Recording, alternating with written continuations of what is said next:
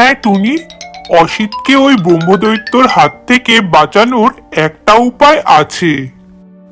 তবে তার জন্য তোমাকে আমার সাথে নীলপরীর কাছে যেতে হবে। নীলপরী এই ব্যাপারে আমাদের সাহায্য করতে পারবে।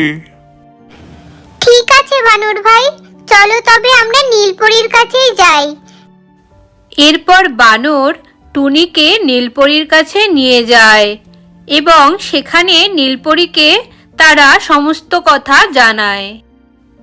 হ্যাঁ, আমি জানি ওই ব্রহ্মদৈত্য তো ভালো, ও কারোর কখনো ক্ষতি করে না। তবে অসিতের শরীরে ও রয়েছে এটাও ঠিক না। ওকে ওর শরীর থেকে বার করে দেওয়াটাই ভালো, না হলে পরবর্তীকালে অসিতের সাথে খারাপ কিছুও হতে পারে। হ্যাঁ নীলপরী, ওই জন্যই তো আপনার কাছে আসা। আপনি বলে দিন না কি করে এর থেকে অসিত মুক্তি পাবে। তবে শোনো টুনি, সবুজ পাহাড়ের নাগদেবীর কাছে রয়েছে জীবনকাঠি মরণকাঠি। তার কাছ থেকে তুমি যদি জীবনকাঠি মরণকাঠি নিয়ে আসতে পারো আর সেটা যদি অসিতকে ছোঁয়াতে পারো, তাহলে ওর শরীর থেকে ব্রহ্মদৈত্য চলে যাবে। কিন্তু হ্যাঁ, এই জন্য তোমার সিংহের সাহায্যের প্রয়োজন, কেননা একমাত্র সিংহই তোমাকে সবুজ পাহাড়ে নিয়ে যেতে পারবে, আর তোমাকে সিংহর সাথেই সবুজ পাহাড়ে যেতে হবে। ঠিক আছে নীলপরী, অনেক ধন্যবাদ আপনাকে। আপনি এই উপায়টা বলে দিয়ে খুব উপকার করলেন। আমি সিংহ দাদার সাথে ওই সবুজ পাহাড়ে যাব, আর সেখান থেকে নাগদেবীর কাছ থেকে গিয়ে ওই জীবনকাঠি মরণকাঠি নিয়ে আসব। তবে টুনি, একটা জিনিস খেয়াল রেখো, এই জীবনকাঠি মরণকাঠি কিন্তু একমাত্র পূর্ণিমার রাতেই তুমি অসিতকে যদি ছোঁয়াতে পারো, তুমি বা অন্য কেউ যেই ছোঁয়াক, পূর্ণিমার রাতেই অসিতকে ছোঁয়াতে হবে। তবেই কিন্তু অসিতের শরীর থেকে ওই ব্রহ্মদৈত্য চলে যাবে। ঠিক আছে নীলপরী, তাই হবে। আমি আপনি যেভাবে বললেন সেভাবেই কাজ করব। ধন্যবাদ নীলপরী, তাহলে আসি এখন আমরা। এরপর টুনি অসিতের মাকে গিয়ে সব কথা জানায় এবং অসিতের মাও এসব শুনে একটু নিশ্চিন্ত হয়। এরপর টুনি সিংহকে সাথে করে নিয়ে সবুজ পাহাড়ের উদ্দেশ্যে রওনা হয়। পরদিন ভোরবেলা তারা সবুজ পাহাড়ে গিয়ে পৌঁছায়।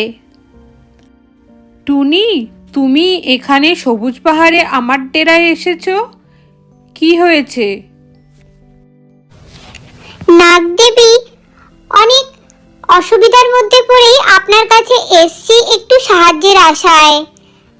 আমাদের ওই জঙ্গলের পাশে যে গ্রাম আছে, সেই গ্রামের একটি ছেলে অসিত, তাকে ব্রহ্মদৈত্য ভর করেছে। তার শরীর ছেড়ে যাচ্ছে না। যদিও ব্রহ্মদৈত্যটা ভালো আমরা জানি, কিন্তু তাও ওর মা খুবই দুশ্চিন্তায় রয়েছে। ও, বুঝতে পেরেছি। তুমি তাহলে জীবনকাঠি মরণকাঠি নেওয়ার জন্য এসছো আমার কাছে, তাই তো? হ্যাঁ নাগদেবী, আমি ওই জন্যই এসছি। ঠিক আছে, এই নাও টুনি, এই তোমাকে আমি জীবনকাঠি মরণকাঠি দিলাম। এই বলে নাগদেবী টুনিকে জীবনকাঠি এবং মরণকাঠি দেয়।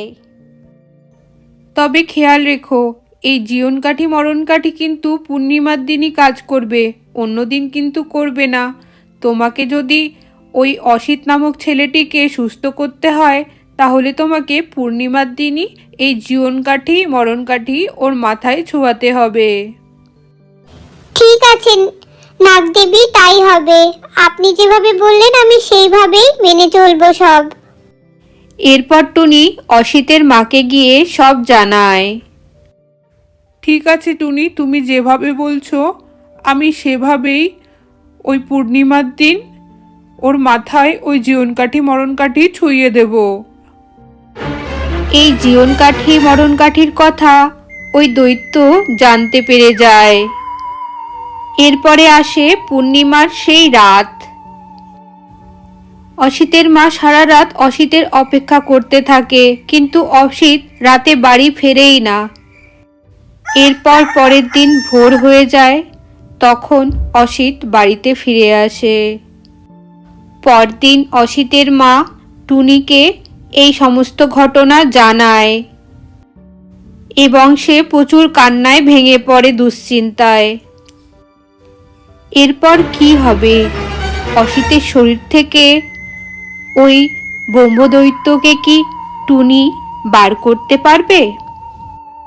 অসিত কি আবার আগের স্বাভাবিক জীবনে ফিরে যেতে পারবে? জানতে হলে দেখুন পরবর্তী পর্ব।